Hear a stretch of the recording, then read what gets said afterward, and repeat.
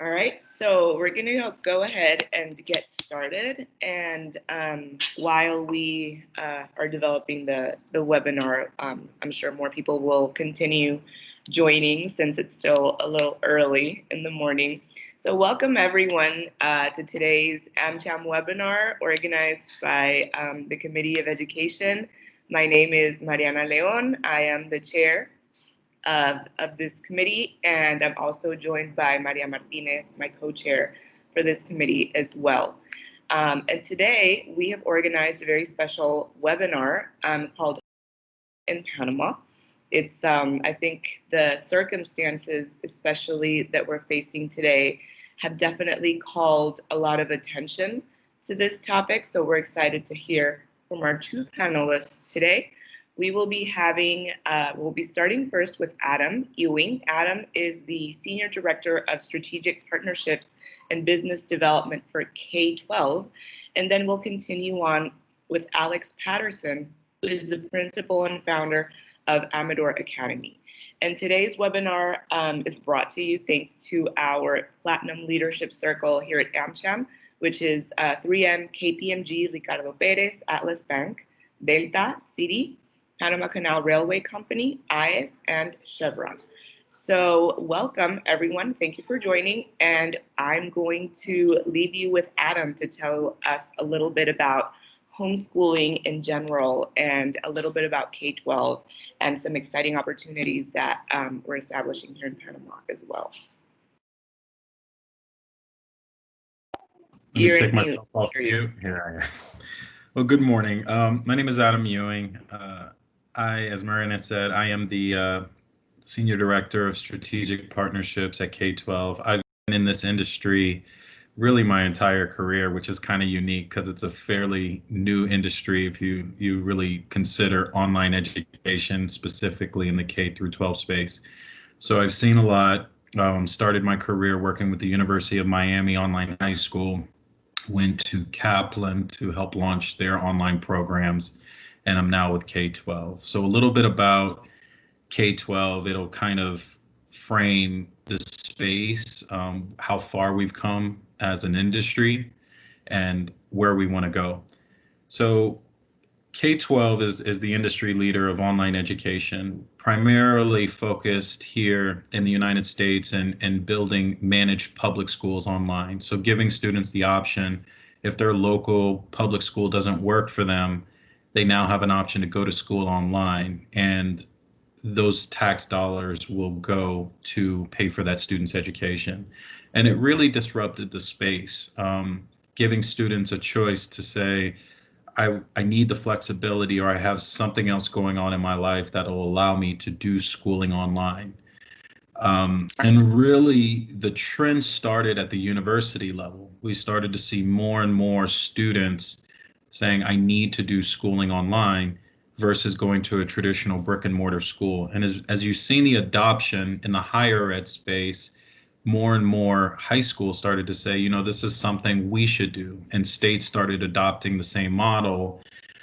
Here in the US, in 2010, the Department of Education really started to focus on this, and they did a study evaluating the effectiveness of online education, and they studied three models. One is the purely online model. The second is a blended model using in a blended setting. And the third, or sometimes called hybrid model or flex models, depending on, or flipped classrooms, depending on who's using the vernacular. And then the third one was a traditional setting. And by far, they found that using online education in a blended setting was the most effective use of education, because it gave us our traditional feel of that physical presence, having somebody there for accountability and to give that support, but also the flexibility of online, being able to bend and flex within and out of a classroom, not being at the mercy of the lowest common denominator in the classroom. You can move forward when you see it. If you need a little bit of extra attention, you can get that. And so we've taken that at K-12 and really took the spirit of that to build out programs.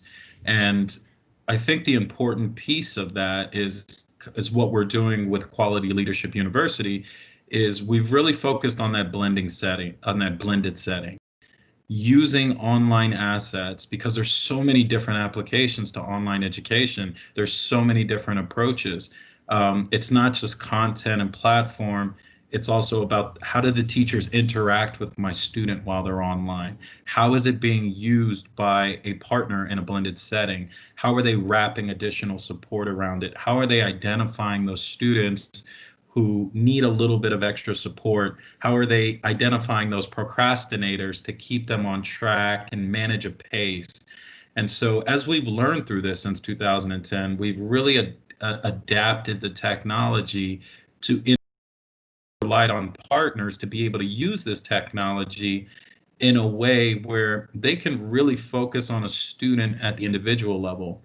The hardest thing about the traditional model that we've employed is that you've had 30 students to one teacher and in front of one teacher. And as the teacher's teaching, you have a student raising their hand in the back. Maybe they understand the concept and they're ready to move on, or maybe they're not really grasping the concept and they need additional support.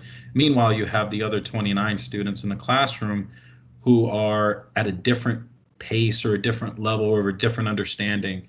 And what we wanted to do in the creation of our content and the creation of our platform is really mimic what has been successful, not only from a higher ed perspective here in the US, but also and domestic and internationally, but also what we've learned since we've launched since 1999, and really spending a lot of times and millions of dollars investing in how we deliver this and how can we adapt the technology and how do we keep tweaking this until we get better at making sure we're reaching every student, the ones who are falling behind, the ones who are overachievers and are getting ahead. And it really left room for multiple applications. So what we have found very successful is using our online capabilities and assets. And it's hard for me to frame this because when you think of the content, and is it mastery-based content? Is it competency-based content? Is it credit-bearing content? Is it synchronous communication from a teacher? Is it asynchronous communication?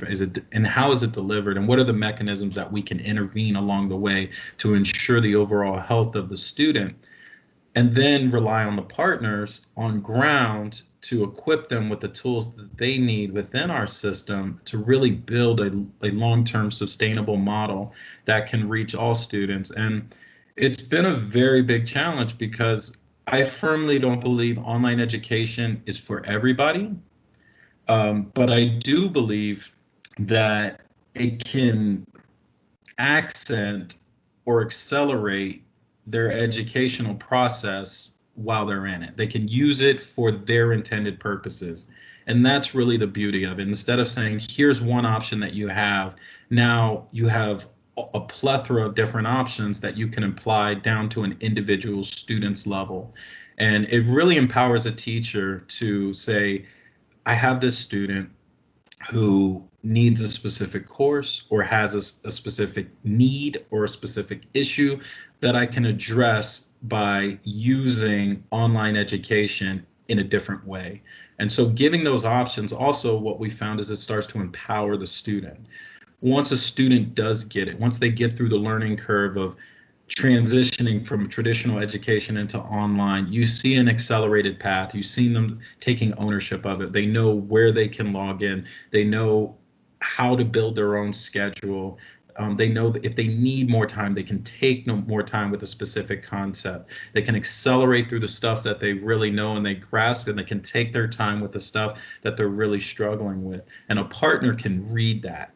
And that empowerment together, really, that's the type of models that we want to duplicate. And those are the models that we're launching with Quality Leadership Education. Now, I will say that through this process, we've learned an awful lot. We've come up with multiple, and for that reason, there are probably, just within the K-12 framework, there are probably 12 to 13 different models that we employ to reach those individual students, to reach those partners who are trying to do something specific. But it allows us to be consultants. It allows us to say, well, here's what you need, and prescribe what we think is the best option for them. But through these models, we've been able to serve over 250,000 students just within one of our schools, which is Keystone. K-12 as a whole serves over 1 million students in over 33 countries a year.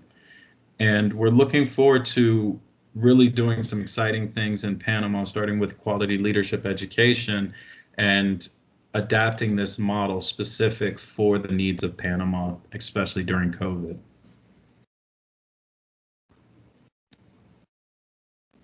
Thank you. Thank you, Adam, for giving us that information and that background to understand a little bit what homeschooling is all about, and why a lot of people, a lot of families are opting for that route. And we're very excited to be working with K-12 in this new endeavor and see how it works out. So we're just to remind our guests that are joining this morning, you can ask Adam and Alex as well any questions through the chat. I'm going to go ahead and hand it over to Alex to do his presentation, and then at the end we'll receive some questions and have a bit of a conversation about what you just spoke about, Adam. So thank you very much. So Alex, welcome. Like I mentioned, Alex is founder and principal of Amador Academy. So Alex is already on the ground in Panama doing a bit of what Adam already mentioned. So Alex, tell us about what you're doing and why you think it's important and your experience so far. Well, yes. And Adam, what you described is very much so what we are doing in practice right now. We use a curriculum, unfortunately not K-12, one of your competitors. We use Calvert Education. But more to the point, we are technically a full-day tutoring service. And what you mentioned in terms of multiple approaches to working with students to address their individual needs, to allow them to take ownership, to see them succeeding, that has been what I call our experiment here.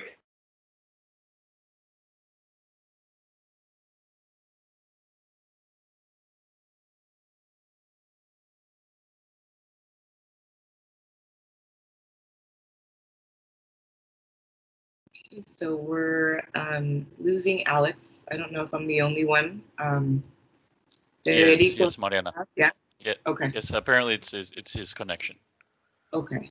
All right. So let's see if he is able to reestablish.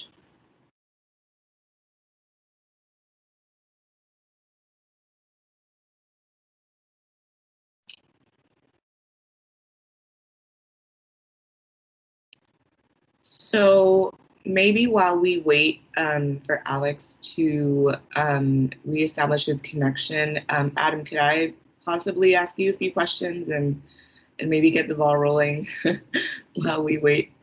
Sure. Okay. So maybe why don't we talk a little bit about right now, the context that we're in right now, and if you feel, or if in K-12 you've experienced kind of a migration from traditional schooling to homeschooling. I know that certainly in Panama, the topic has definitely become a lot more relevant because of what we're living right now. And, you know, because of all the challenges that the families and the kids are facing now that they're having to to do their schooling online and not feeling entirely satisfied with the experience. So what can you tell us from, from what you've lived in K-12 from, March that this all started to now? Yeah, that's a great question. So the best way to frame it is it's unfortunate that this is really what has pushed online education, homeschooling, and just for clarity, we don't necessarily call it homeschooling, we call it school at home because we've wrapped it all into this bundle. The traditional homeschooling in a sense was, they sent out these correspondence packets and we wanted to be interactive, adaptive with teacher support. But I think that's what it's pushed to the forefront is exactly what you said, is just the learnings for us. It's the now online education has become a necessity in a certain capacity.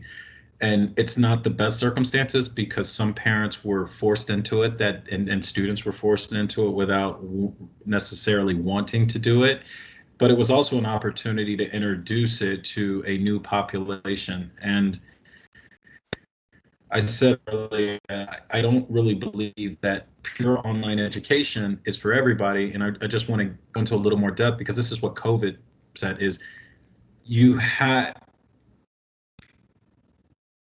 when you use it in different applications. So here's an example. Over the years, you've seen students that have done online education because they've been ill and they've needed a solution, or they have an extraordinary ability. They play tennis, they run track, they do something, and they're out on the road full time. It's all about how they're able to adapt. And so what COVID has done is introduced it in a way to not just an individual family, but to organizations that are allowing them to utilize this and take it and use it in their own way. So how does it fit into this school's model? How does it fit into, I'm back. So I'm back. Apologies. I just lost internet. One of the many struggles here in Panama. I'm going to let Adam wrap up his idea and then we'll go back to you. I just asked a question meanwhile. Yeah. Yeah, and I'll wrap up briefly. So yeah, during COVID, I think it's become more of an option. And I think now parents are really exploring that option. We've seen education as one way to do things. And now we see that there's 10, there's 11, there's 12 different ways to do things.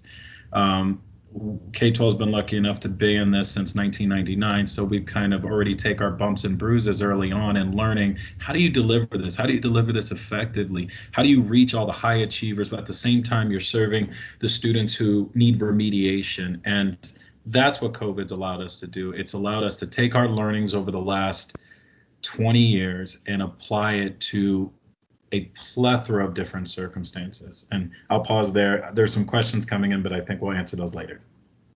Thank you, Adam. Alex, please go ahead. I'm sorry that you got interrupted. I know that internet and Panama is always a thing, but please the rest of your presentation and then we'll continue with questions.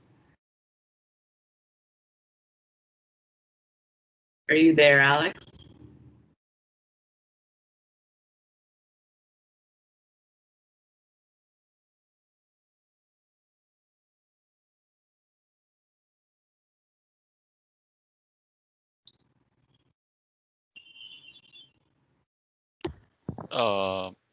He just logged out. Oh man. Okay, so I guess he's still having some issues with his internet. Adam, you're on mute. I can answer the question from George Salas. Do you feel this model for education, kids from other countries will receive a U.S. diploma? And the easy answer to that is yes. Doing this for as long as I've done it, we've seen the applications, and specifically internationally in the 33 countries we serve, it does give students an access to a U.S. education. And what I will say internationally, more so than here in the U.S., it becomes very important to have the right partners, the right operators on the ground who understand the international transcript evaluations, pushing students in a specific way, overcoming any language barriers there might be. But we have successfully put students from around the world into top 50 schools, getting a U.S. diploma, a U.S. education, and really preparing them. And I think what we're most proud of is not just getting them into these top tier universities, but also how well prepared they are when they go there. See, when you go to a university, as we've all experienced, you're not spoon-fed anymore. You get a syllabus and you're expected to maneuver this content and be an independent learner. And that's essentially what we're teaching them to do. But that combined with high quality on-site support who understand the nuances of the territory that we're working in, we have delivered an incredibly successful model internationally. Hi, Alex. Welcome back. Let's try. Okay, let's try this again, shall we? Can everybody hear me okay? Yeah, we can Yes? hear you. Yeah. Okay, wonderful. Wonderful. Yes, Adam, we're putting into practice what you described. Yes, every student is different. They have different needs, and the way we approach it is on an individual basis. Every student, in essence, has an individual education plan. At Amador, everybody works at their own pace, and it's a very different model than the traditional classroom. I started Amador about 5 years ago, a little over 5 years ago, more out of necessity. I'm a parent. I have 2 daughters. We had moved from Boston, Massachusetts to Panama, and we enrolled our girls in a good private school down here. But we just felt that the education they were receiving was lacking. And as I said, more out of necessity, that's how Amador came to be. It started with my 2 daughters, a teacher that I hired, because at that time, I didn't think I could be a teacher, or that I wanted to have that, father relationship and teacher relationship with my children.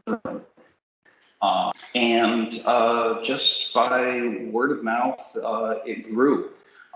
And over the years, I actually took count. I've had 43 students enroll at Amador. Currently, we are 20 students, including my daughters, and the age range and grade range is from first grade all the way through 11th grade. And I'm expecting to have my first graduates in about 10 months or so, maybe a little less if he just gets motivated, which I think he is going to pick up the pace and finish up.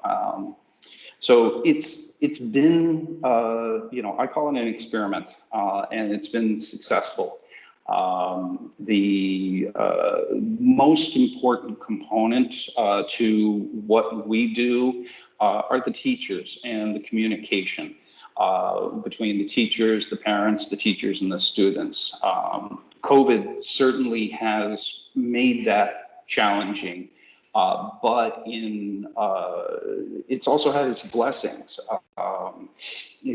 One of the incredible tools that I never thought would be, be the most effective tool in my arsenal is WhatsApp.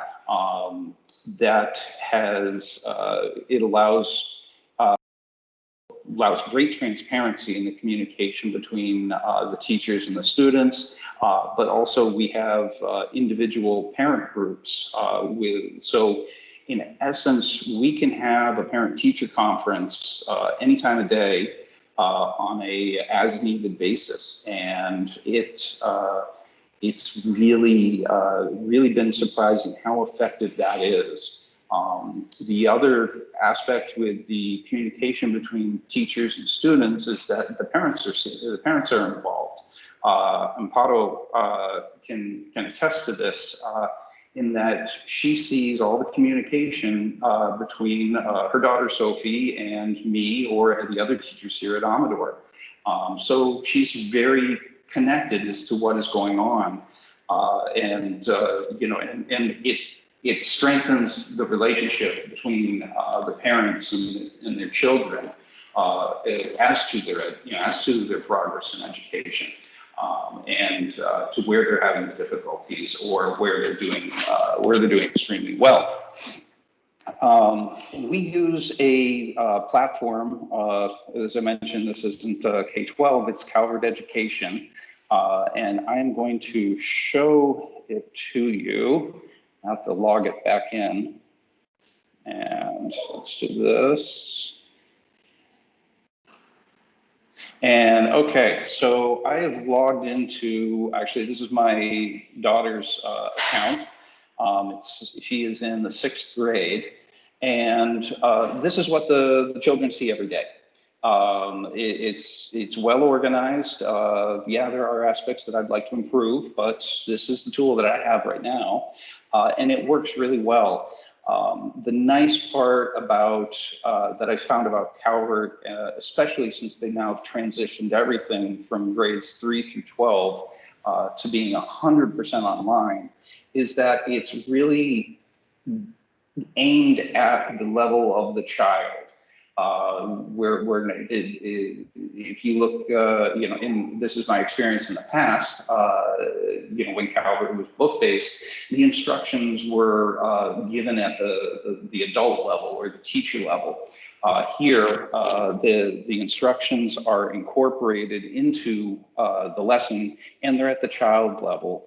Also, it being web-based, and children today and the internet and websites, they are able to quickly understand how the website works, what they have to do, how it's organized. And what my teachers and I end up doing more is being there just to answer questions. If a child comes to us and says, "I don't get it," we challenge them. We push back and say, "Okay, tell us what you do understand and what you don't understand." And we want to develop that critical thinking. We want to develop that problem solving aspect. So every time they have a question, it's really a teaching opportunity to go to the child and say, "Look, here is the answer is here. It is present. Let's just help you learn how to find it." So this is a basic lesson in Calvert. Obviously, we're talking about Northern Asia, Australian, and New Zealand cultures. Every lesson is organized in the same fashion. You have a quick introduction with the main objectives of the lesson. You also have the vocabulary that they want to introduce. If you click on the little arrow here, it'll actually play the word. And then the following pages are the actual content. And again, it is at the child's reading level. There are going to be words that they'll have difficulty with, or some concepts that they may not completely understand. But again, that's part of the learning process, and that's where we want to leverage and challenge the child to become more independent, to be able to solve problems on their own, or at least learn how to do that. So by the time they finish attending at Amador, that they are independent learners, capable of saying, "Okay, I want to learn X," and then they're able to say, "This is what I need to go out and find." But going back to the lesson, the nice part is that they keep it relatively short and concise. It's not overflowing with information, and it's not, and there is not excessive detail or excessive detail to the lesson. So usually 2, 3, 4 pages of reading, and sometimes an interactive game or platform And then at the end, anywhere from from a couple questions, 2 to 5 questions, or up to 10. And they do have, the nice part is there's automatic feedback for the child, whether they get the answer right or wrong. Obviously, using multiple choice makes the programming a lot easier, but it lets the child learn from their mistakes much more quickly. So that's one of the lessons. And if we go back to the assignments, let's see what else she has. So she has quiz that she has to do. And again, this is just about every 3 to 5 lessons. There's just a quick self-test, which allows the child just to show mastery of the material, and then at that point, review with the teacher where they go wrong, what questions they got incorrect, and let's go back and actually find the right answer. That's a really big component of what we do here at Amador, and is providing that feedback, that review for the child, and keeping them engaged. So it's not just checking off a lesson every day or saying, yeah, okay, I answered all the questions, now I move on to the next thing. It's making sure that they draw out the intent of that, the purpose of the learning. One of the other things that Amador has, because we're out of the box, I would better say that we have no box, because everybody is working in their own way, at their own pace.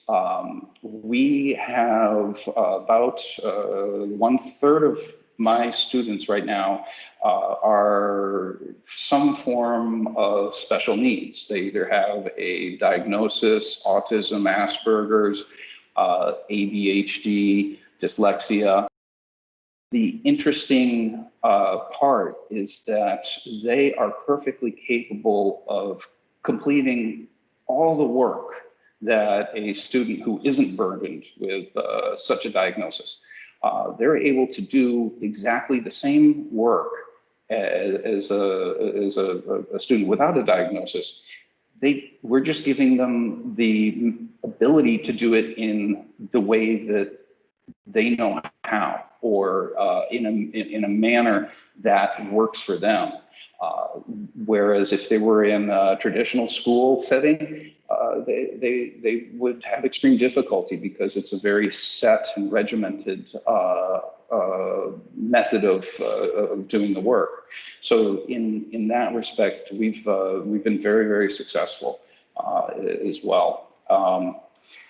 I owe most of my success very honestly to the teachers that I have. They're young, they know how to adapt, and they know how to communicate with the children. They also know how to communicate with the parents as well, in terms of having a conversation, say, to address how the child's doing, especially during these times of COVID. Mentally, how's the child doing? Happy, sad? Is there something going on at home? That communication has really proved to be very important in this day and age, in ensuring that the child continues to make progress in their education. That is Amador Academy in a nutshell, for the most part, and I guess we'll open it up to questions. Thank you, Alex, for describing so well what you do and how you're serving the community of families that are looking for alternatives and that have had situations similar to what you experienced when you came to Panama. And I'm going to ask also Adam to turn on his camera, and I'm going to we're going to be receiving any questions from the audience. I see that Adam has been responding to a few as well through the chat. So let me ask you both a question. what is the biggest misconception that you've found that people have about learning from home, and how do you think, and how have you from your companies and from the projects that you are managing, helping correct those misconceptions about schooling from home? Yeah.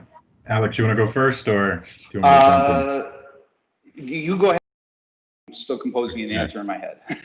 Yeah. So the biggest misconception that I've seen across the board is there's a disconnect from the parent level and the student level. The students are usually really excited to do online or homeschooling because they think it's easier, and that's a huge misconception. In many ways, it's going to be more challenging, switching to a different model, being an independent learner, learning how to digest content without someone on your back kind of forcing you to do it. Your homework's due now. And parents, they're coming at it from a different perspective. I saw Marie's comment. They're looking for accountability. They're looking for, how do we do this? What's my role in this? So really unwinding the ambiguity of online education. There's so many different terms we throw around. There's so many different ways to deliver it, and what that causes is confusion across the space. Well, what does this mean? What is the definition of flexibility? How is flexibility delivered? Is flexibility a good thing? Is it a bad thing? Where does the structure come in? What's the teacher's role? What's my role? What's the student's role? And so these are questions that we've been fielding, and I'm sure Alex has as well, over the last 20 years. And tweaking our programs to address each of the individual needs so that we can speak firmly to a parent and be able to consult, as I said earlier, on what are you looking for? You know your student better than us. How can we put them in a position to make them successful where they're happy, understanding that this is going to be difficult, it is going to be challenging, but once they get over that learning curve, it can really empower them and the situation.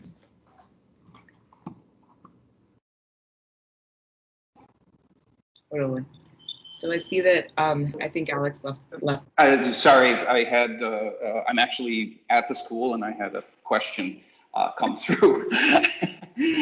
Students first. The biggest misconception that I've run into is more concerns about the validity. Is the child, if the child begins, transitions to homeschooling, are they going to be able, at a later time, let's say for high school, be able to transition back to traditional high school? Or how, if they wanted to go to college, how is this going to work? Is homeschooling accepted by universities and colleges worldwide? That's the biggest misconception, and I shouldn't say misconception. I'd just say I think it's the biggest concern that the parents and families have when they come to talk to talk to me at Amador and consider the possibility of switching.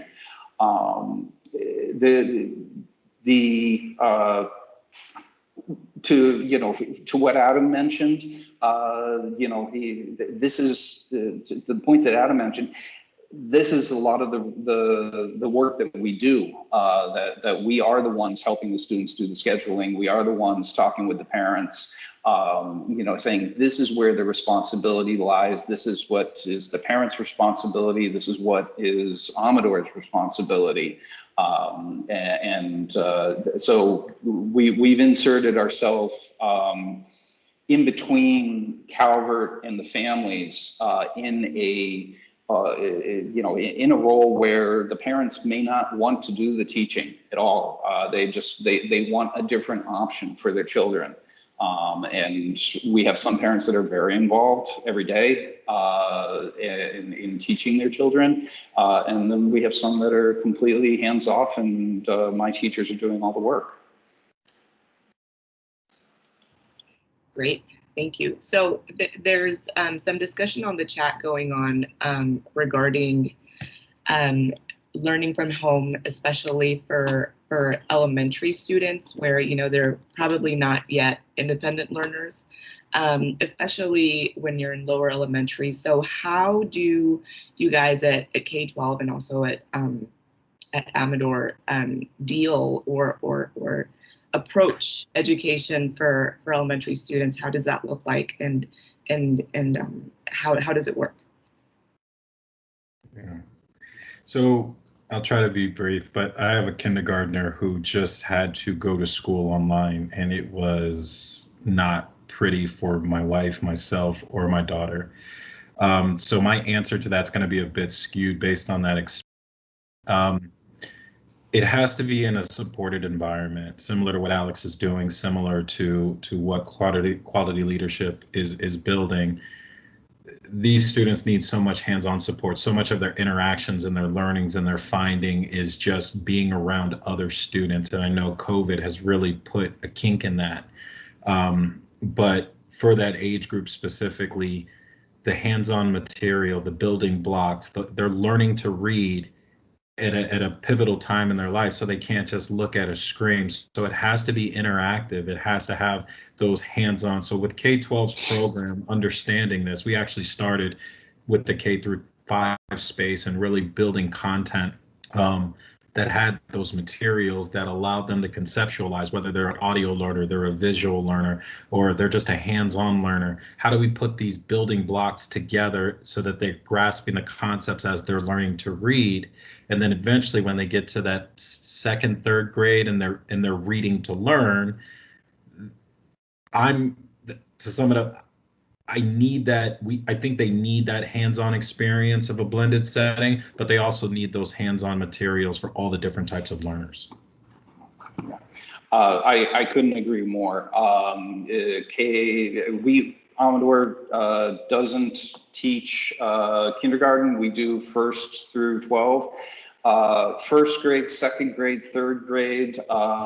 During COVID times, for my students, we are doing about 2 to 2.5 hours of one-on-one video tutoring with each of the children. I have the luxury of being able to do that for my families.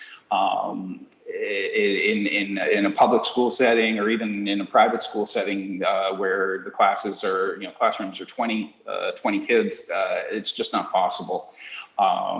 But even with the one-on-one, using FaceTime, Skype, Zoom, Teams, there is a lot of support from the parents. They're obviously handling the technical aspects. They're managing the books for us and putting, in helping the children be on the right page. But that's just only a portion of the learning. As Adam is saying, there is no substitute for the physical interaction, the socialization. So in my discussions with the parents, when we're talking about their child's progress, we always have to remind ourselves that component is missing, and that component is something that the parent is going to have to find a substitute for. And there are solutions like OutSchool, which online social groups, but even at 1st grade age, at 2nd grade age, it's really hard to do that.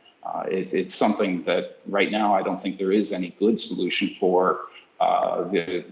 What we focus on is just ensuring the child's education. Yep, you're definitely right. So let me ask you another question. We've, I think both of you have kind of recognized the importance of having someone accompany the child, through the experience so that they don't have to go at it alone. I know, Alex, that you do that. You do this in Amador, and the child isn't, it's just the child on the screen. They actually have help if they need it. And with Adam and K-12, I know that they use the figure of learning coaches. Someone that's gonna, be there for you in case, you need that help. How is that figure different from the traditional teacher? And why do you feel that, it may be better for the child to have, this learning coach instead of a traditional teacher of what we see in the classroom? Adam, you want to go first? Sure. So I don't like to use the word better because I don't think you can replace the role of a teacher. I think what we wanted to do was to empower the teachers to do what they like to do best, which is teach, to take them away from focusing on disciplinary issues or focusing on the organization of a classroom and be there to answer those really content specific questions that a student has. So if they see a student in need, and here's just a visual example, they have a class of 30 and they see a student in need, they can spend time with that individual student while the other students are working towards their progress, and don't get in their way. Do no harm. Allow them to keep moving while we can focus our attention on the things that are most important to them. So by using a learning coach, and it depends on the model that you employ, but I also am going to spend some time talking about Alex's model, but just having someone that's physically there to support that learning coach, and whether that's a parent, whether that's someone who is just supplementing the experience instead of driving the experience.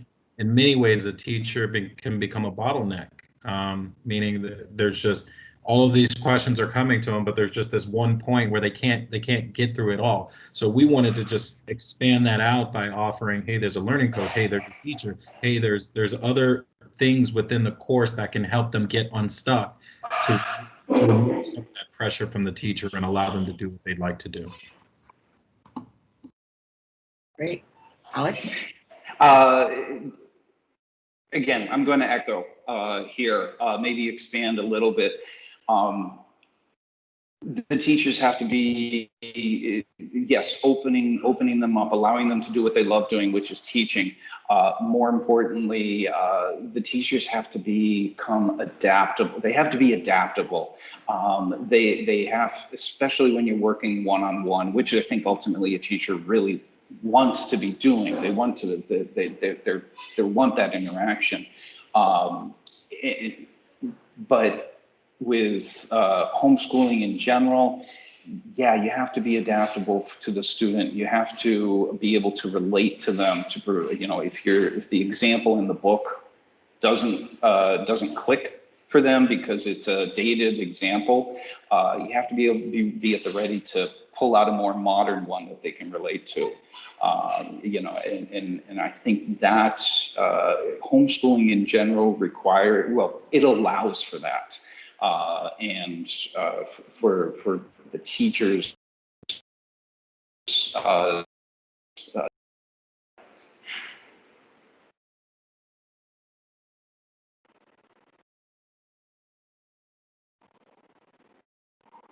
Okay, I think we're losing Alex oh, again. Oh no! Oh no! There you are. I got you back. Okay, I'm not sure how much I missed, but to summarize, the teachers need to be more adaptable. They need to be able to relate better to the students, to be to have that creativity and flexibility, which is something I think teachers inherently want to do. But I think COVID times, and for those families that have their child in a more traditional school setting, those teachers don't have the ability or to be that flexible or adaptable, and that's where I think a lot of kids are suffering right now. Is that something like that's needed, and either the teacher doesn't have the time or resource to do it, or they don't have the capability to do it, the skill set to do it. Yeah, and I'd like to add more to that, and it'll answer Oscar's question in the chat as I add more to that. It also allows the students the ability to be more adaptable, to adapt to certain scenarios. So if you think about a student who's taking 5 to 6 courses and they're really struggling with one, and I don't know how many of you, but we've had those experiences in school where you're coming up on your math class and you're just getting this dread about you. So it allows them to structure their day in a way where they can frame that class and focus on that class in a way that they're comfortable with it. And so whether they take the approach of, I'm going to do a little bit of each class every day, or I'm going to Monday focus on math, Tuesday focus on English, Wednesday focus, and they can build a schedule that adapts to their liking and their comfort levels. So let's say Wednesday is just their most focused day. They know Wednesday is my math day, and this is when I can actually set that up with the teacher and rely on Wednesday to be my math day, the class that I hate the most, to focus on that. So it teaches them how to adapt, to answer Oscar's question. It teaches them grit. When they get to that point in that class where they're really bumping up against an assignment that's giving them problems, finding ways to work through that. And what we do is we give them flexibility, but how they use that flexibility to overcome that obstacle. So some of his questions were some of the best competencies that students develop through online education. One is resourcefulness. And our kids do it right now. I have a question, I go to YouTube, I go to Google. How do I find this answer? What video can I listen to? What other technologies are there? I can be resourceful, pull this in. It allows our teachers to be resourceful. This student just really isn't this concept. Maybe the alternative assignment or some sort of tool that I've seen, a live recording that can help them unlock that disconnect. So it really it prepares them for college, because that's a lot of what you're going to get when you get to that university level. Yeah, I couldn't agree more. To, I guess, maybe give it there definitely is the resourcefulness, that ability to be a self-learner, to teach yourself. I think one of the most difficult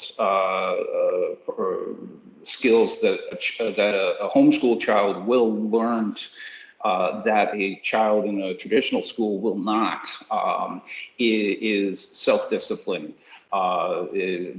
Adam's mentioned responsibility. Freedom and responsibility go hand in hand with homeschooling. Yes, you're given the freedom to create your own schedule, but you're also, and this is a huge message that we place on the children here at Amador. One of our main tenets is that you have this freedom, but it comes with the responsibility. Your responsibility is that you have to show up and do the work. I will be the first to admit that when I graduated high school, I did not have that self-discipline that was needed for college, and it nearly resulted in me failing out. And when I did learn, very painful experience, but when I did go through that process, I was like, well, why didn't somebody teach me that in high school? Why didn't I learn that earlier? And truth be told, children can learn that lesson, that skill. And that's something that is probably one of the bigger struggles that we have at Amador with the kids, is that, yeah, you have this freedom. If you don't do the daily minimum of work, then you're going to extend your school by a month or 2 months. And if you don't do it on Monday, it's going to be there on Tuesday and Wednesday, and it's just going to build up. And we let the students go through that learning experience in a much safer environment than what I went through. We let them dig a hole, and then we say, okay, enough's enough. Let's dig you out of it. And I love that Alex said that, Mariana, because this comes back to your original question. This is what COVID is forcing, right? Where we are now as adults working from home. People working from home was kind of this concept of, can people really work from home? Will we have a large portion of our workforce working from home? And those are all lessons that Alex just described, that we have to, as workers, digging ourselves in a hole, doing now what we could do later, but it's important to learn to do it now and pace yourself. And those are some of the attributes of an online learner. Now, I will say, this isn't all rainbows and sunshine. and I think Alex is saying the same thing, is look, we're giving flexibility to younger kids, and it's how we frame that flexibility, how we structure that flexibility to let them be successful. There is a learning curve, but once they've gotten over that learning curve of here's what's expected of me, and they put themselves in a structure with the help of the learning coach, the teacher, and the blended environment, that's where they really start to get those key principles that are going to help them in life, that are helping us right now get through COVID and work while we have kids running around the house and sharing. We have our spouse and everything's going on at once, but we have to learn to adapt and multitask, and this is what it's teaching. Yeah. Amen. Well, I think that is a great way to kind of wrap up everything that that both of you have described and laid out for us today. And I just want to once again thank you, Adam and Alex, for your participation this morning, for all of the information and your perspectives on this model that I think is really going to gain a lot more traction, unfortunately, due to COVID. But you know that it is, we definitely need to pay attention to it and see how it can become a valuable opportunity for our children. So thank you to you, and then also to all of the attendees for this morning's webinar. We will continue to offer more of these as the year continues to go on, fully virtual, and we'll be letting you all know so that you can continue to join in the different topics that we cover in the education committee. So thank you once again to all, and especially to Adam and Alex. And we hope you all have a rest of a good day. Thank you. Thank you all. Thank you very much.